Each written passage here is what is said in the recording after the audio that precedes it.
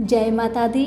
मेरे सभी प्यारे दोस्तों, मैं लक्ष्मी शर्मा बड़ों को चरण स्पर्श, छोटों को प्यार और बराबर वालों को दिल से नमस्कार करती हूँ। आज आप सुनेंगे मार्गशीर्ष मास की कथा अध्याय 8। सभी प्रेम से बोले विष्णु भगवान की जय हो। आज की कथा में आप सभी सुनेंगे श्रीमती तुलसी जी का महात्म्य। ब्रह्मा जी श्री विष्णु भगवान से बोले, हे प्रभु, श्रीमती तुलसी का महात्म्य बतलाने की कृपा करें। जिस तुलसी के पास में मात्र रहने से आपको विशेष प्रसन्नता होती है।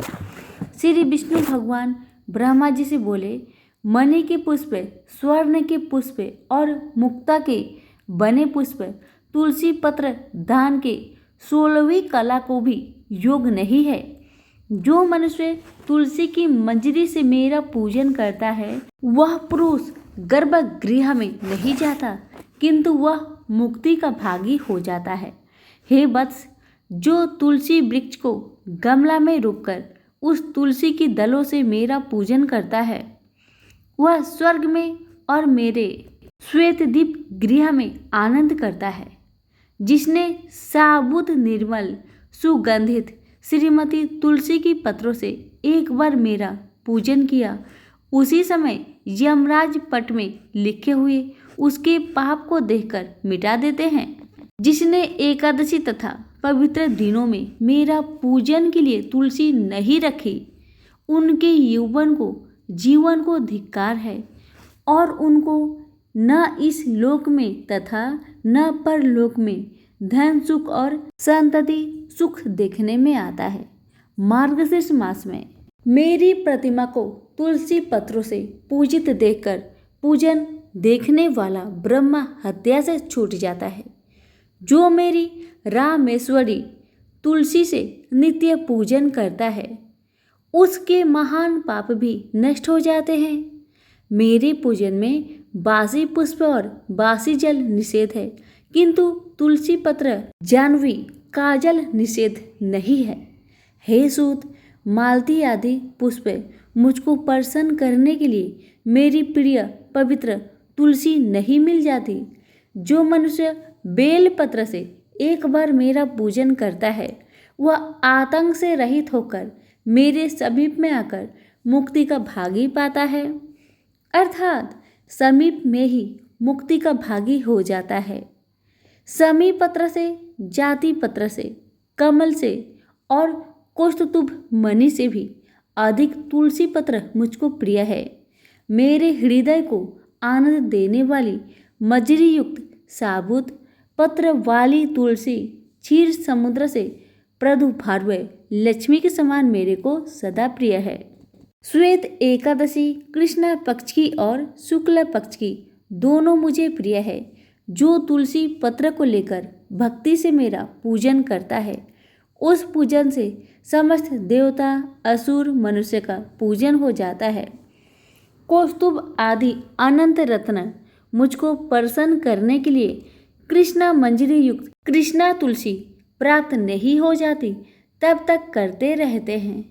जो मनुष्य कृष्णा तुलसी से कृष्ण भगवान का भक्ति से पूजन करता है, वह शुभ भुवन को जाता है, जहाँ लक्ष्मी के साथ विष्णु भगवान वास करते हैं। जो लोग मेरे पूजन के लिए भिक्षुओं को और अन्य मेरे भक्तों को तुलसी दल को देते हैं, वे लोग अविनाशी परम पद हो जाते हैं। जो मनुष्य कृष्णा तुलसी अथवा श्वेत तुलसी से मेरा पूजन करता है, वह मनुष्य शरीर को छोड़कर सदा के लिए वैष्णवी गति को पाता है। ब्रह्मा जी विष्णु भगवान से बोले, हे केशव, धूपदान और दीपदान के महात्म्य को कहिए और उससे मनुष्य को जो फल मिलता है, उसका वृत्तांत हमें बतलाने की कृपा करें। श्री विष्णु भगवान ब्रह्मा जी से बोले, हे पुत्र, धूपदान का जो फल है और मुझको अति प्रीतिकर दीपदान का जो महात्म्य है, उसको मैं बतला रहा हूँ।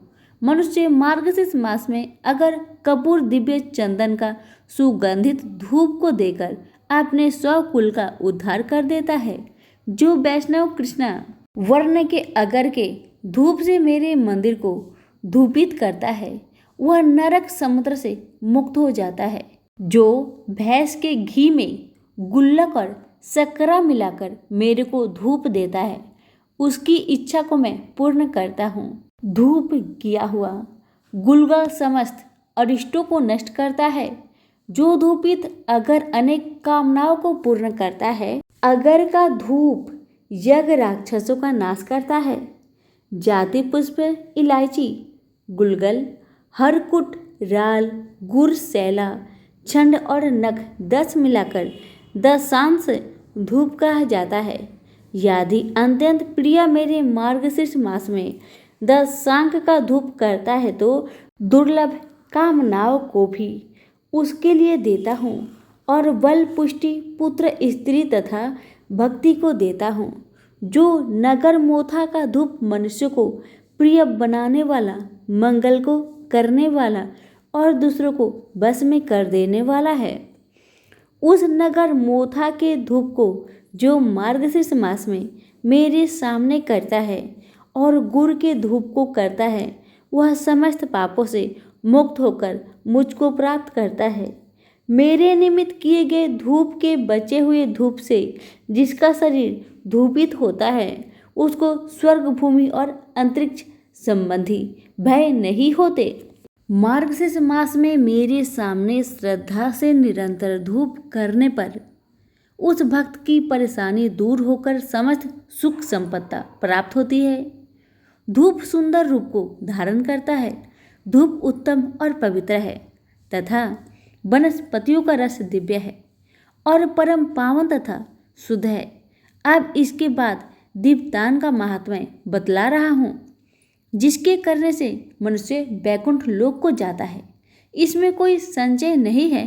जो घी से बनी हुई बहुत सी बत्तियाँ की मेरी आरती करता है वह कोटि कल्प वर्ष प्रयत्न स्वर्ग में जाकर वास करता है।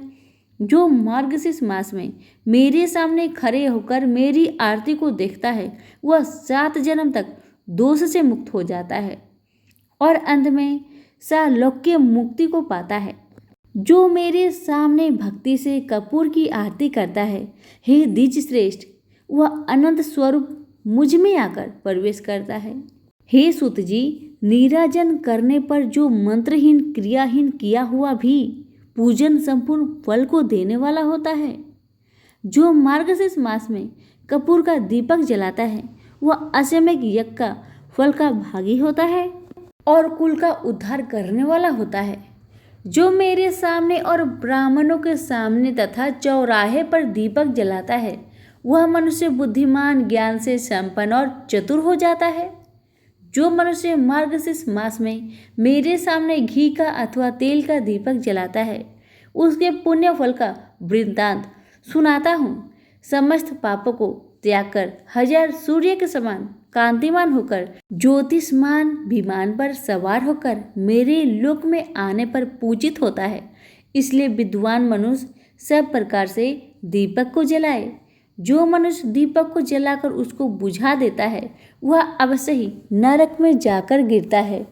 हे तीजो उत्तम जो पातकी लोभ से अथवा देश से दीपक की चोरी करने पर वह गूंगा या अंधा हो जाता है। यहीं पर हमारी मार्गशीर्ष मास की कथा अध्याय 8 समाप्त हुई। सभी प्रेम से बोलिए विष्णु भगवान की जय हो। धन्यवाद।